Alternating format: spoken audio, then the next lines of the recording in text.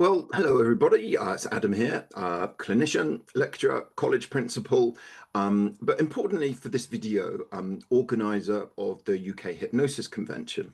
And I think people get far more value from an event like the UKHC when they understand the ethos that it's built upon and the principles that guide how and why we do what we do here. If you've been to a gala dinner and heard me at the end of those dinners ranting about our ethos year upon year, you'll know that we champion critical thinking in particular. You know, back in 1938, Orson Welles broadcast War of the Worlds on the radio, and many listeners missed the introduction and genuinely believed Martians were invading New Jersey. And people panicked. They fled their homes. They begged for gas masks and even, jammed the highways. Why mention this? Because it shows how easily our reality can be shaped by the voices and authorities that we trust. And in the fields of hypnosis and hypnotherapy, we of all people understand that, and to take care that our own thinking isn't hypnotized by purely tradition or trends or charismatic figures, for example.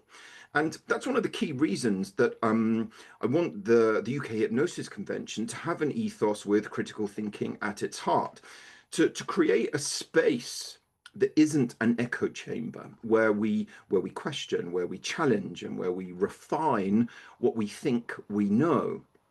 And that's at the heart of the purpose of the convention. When I took over the running of the UK Hypnosis Convention from Nick, my goal wasn't just to create a friendly get-together for hypnotherapists. I wanted to create a learning culture, a place where practitioners can safely ask difficult questions and debate ideas, and hold ourselves and our field to account. We can all be friends and colleagues, but friends who agree with everything you say don't help you grow. The best friendships and the best professional communities are the ones that welcome some honest disagreement and curiosity. So the UKHC does tend to have science and evidence as foundations. You've probably heard me say this before, but it bears repeating. And that is the hypnotherapy benefits from being grounded in science and evidence, not because, we want science to quash creativity, but because it protects clients, it strengthens our process, it strengthens our practice, and it raises our credibility and gets us a seat at the table with a wide range of other conventional healthcare agencies. And we want to be there within those discussions. I often speak about the dangers of anti-intellectualism within our field, the "I already know how to do this" mindset, or the "as long as it works, who cares" mindset. And it reminds me of the time a sports psychologist gave me advice about my running form, for example. At first I could have thought, who's he to tell me? I've been running marathons for decades, endurance, ultra endurance events, wrote a book about using psychology for running and so on. But I chose to listen, apply the advice, and the improvement was remarkable. I've been through the peer review process prior to having papers published in academic journals, on topics of hypnosis and self-hypnosis. And though, it made me want to cry, even consider murder for a short period of time, the critique and the humility that was required to adapt and to refute and to develop ultimately made my published works better than when they were first submitted, despite the pain. And that's what we need in hypnotherapy, an openness to learning, even when we think we've mastered something. And so comes the attempt to therefore balance, evidence-based informing and innovation, because of course we're not against innovation, far from it. New ideas, techniques are vital for us to progress. But innovation without scrutiny can easily slide into confusion or harm. And we're seeking to ensure that this convention doesn't bring the field into disrepute. Of course not.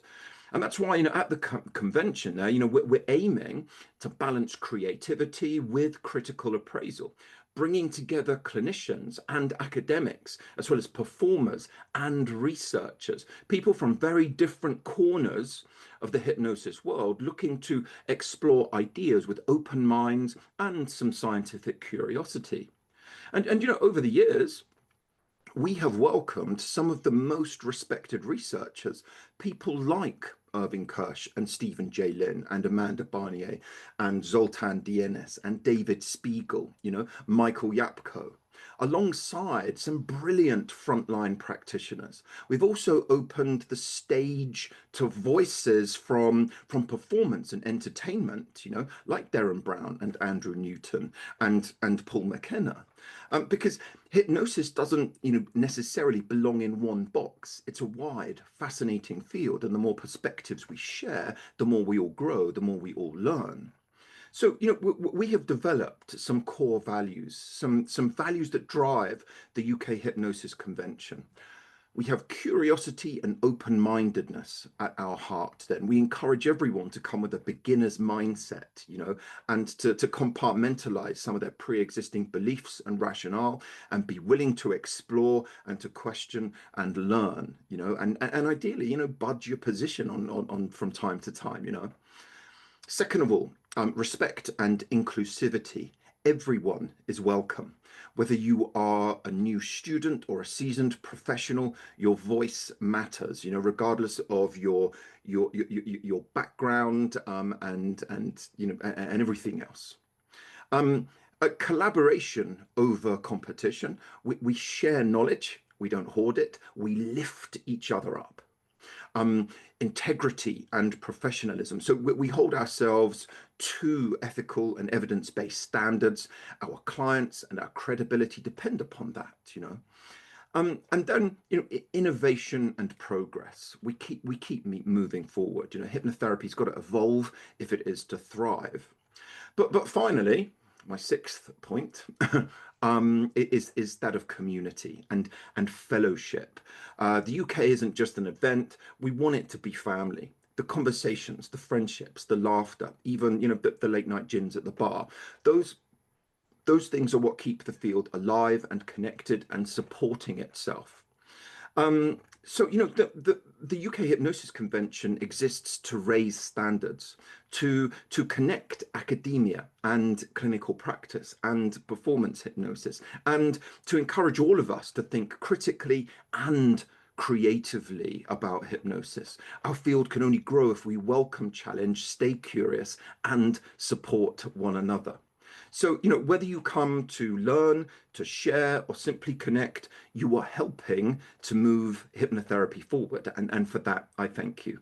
And I really hope I will see you at the convention, and that provides some usefulness with regards to the kind of underpinning tone and attitude of the convention, if and when you attend. Okay, that's it. Thank you. Bye.